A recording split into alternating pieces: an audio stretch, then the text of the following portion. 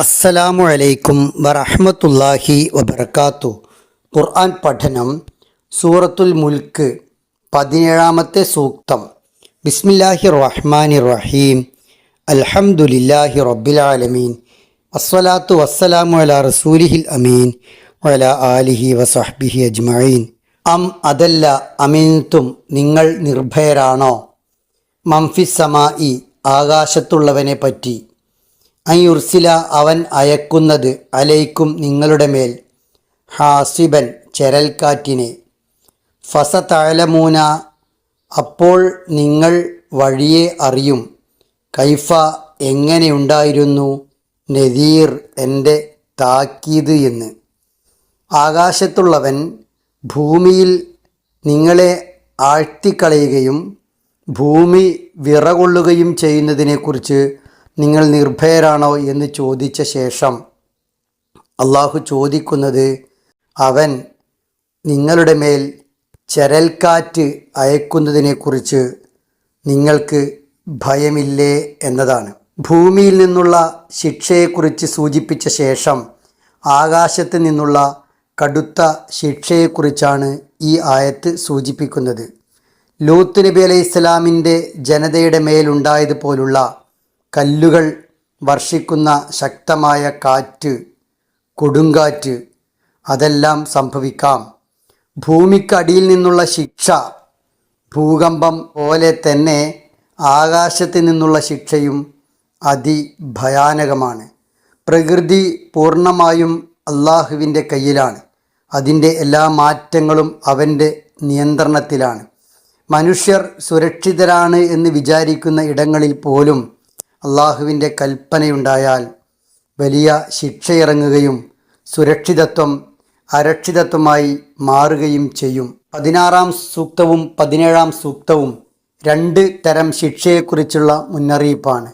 ഒന്ന്, താഴ്ഭാഗത്ത് നിന്നുള്ള ശിക്ഷ, ഭൂമി പിളരുകയും മനുഷ്യൻ അതിൽ ആഴ്ന്നു പോവുകയും ചെയ്യുക, ഭൂമി കുലുങ്ങുക. കാറൂൻ്റെ സംഭവം ഭൂമി പിളർന്ന് ആഴ്ന്നു പോയതിൻ്റെ ഉദാഹരണമാണ്.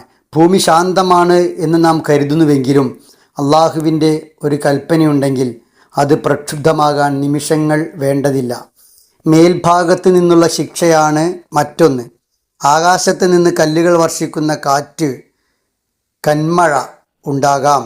മനുഷ്യന് രക്ഷപ്പെടാൻ ഒരിടവും ഇല്ലാത്ത വിധം താഴെ നിന്നും മുകളിൽ നിന്നും ഒരുപോലെ ശിക്ഷ വന്നേക്കാം എന്ന മുന്നറിയിപ്പാണ് ഇത്. എൻ്റെ താക്കീത് അപ്പോൾ എങ്ങനെയുണ്ട് എന്ന് നിങ്ങൾ അറിഞ്ഞുകൊള്ളും എന്ന ഗൗരവപ്പെട്ട ഒരു പ്രയോഗം ഈ സൂക്തത്തിൽ ഉണ്ട്. ശിക്ഷ വരുമ്പോൾ പശ്ചാത്തപിച്ചിട്ട് കാര്യമില്ല എന്ന ഗൗരവപ്പെട്ട മുന്നറിയിപ്പാണ് അത് നൽകുന്നത്. അള്ളാഹുവിൻ്റെ നദീർ മുന്നറിയിപ്പിനെ അപ്പോൾ സ്വീകരിക്കുകയും ശിക്ഷ വരും മുമ്പ് തന്നെ ജീവിതത്തെ മാറ്റിയെടുക്കാൻ ശ്രമിക്കുകയും വേണം എന്നതാണ് 16-17 സൂക്തങ്ങൾ നമ്മോട് പറയുന്നത്.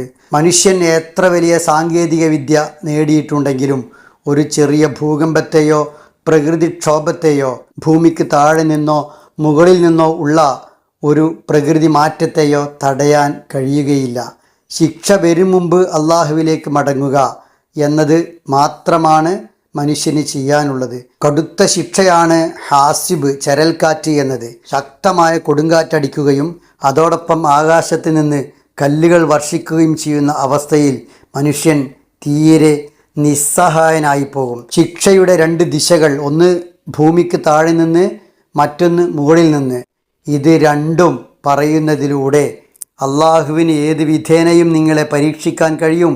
അപ്പോൾ നിങ്ങൾക്ക് രക്ഷപ്പെടാൻ ഒരു വഴിയും ഉണ്ടാവുകയില്ല, ഒരിടവും ഉണ്ടാവുകയില്ല എന്ന് കൃത്യമായി ഓർമ്മിപ്പിക്കുന്നുണ്ട്. ആകാശം എന്നും ശാന്തമാണ് എന്ന് ആരും കരുതരുത്. വായുവും മേഘങ്ങളും അന്തരീക്ഷവും എല്ലാം അള്ളാഹുവിൻ്റെ സൈന്യങ്ങളാണ്. മനുഷ്യൻ അഭിമാനിക്കുന്ന അവൻ്റെ എല്ലാ നാഗരികതകളെയും തകർക്കാൻ, അവൻ്റെ എല്ലാ നിർമ്മിതികളെയും ഇല്ലാതാക്കാൻ ആകാശത്ത് നിന്നുള്ള ഒരു ചെറിയ മാറ്റം മാത്രം മതി. അപ്പോൾ അള്ളാഹുവിൻ്റെ സംരക്ഷണമില്ലെങ്കിൽ ഒരു നിമിഷം പോലും ഭൂമിയിൽ എവിടെയും മനുഷ്യൻ സുരക്ഷിതനല്ല എന്ന പരമമായ സത്യമാണ് ഈ സൂക്തം ഓർമ്മിപ്പിക്കുന്നത്. 16-17 സൂക്തങ്ങളിലെ രണ്ട് തരം ശിക്ഷകളെക്കുറിച്ചുള്ള പരാമർശവും അള്ളാഹുവിലേക്ക് മടങ്ങാനുള്ള വളരെ ശക്തമായ പ്രചോദനം വിശ്വാസികൾക്ക് നൽകേണ്ട സൂക്തങ്ങളാണ്. അള്ളാഹു സുബ്ഹാനഹു വ തആല ആ അർത്ഥത്തിൽ അള്ളാഹുവിലേക്ക് മടങ്ങുന്ന നല്ല വിശ്വാസികളിൽ നമ്മയെല്ലാം ഉൾപ്പെടുത്തി അനുഗ്രഹിക്കുമാറാവട്ടെ.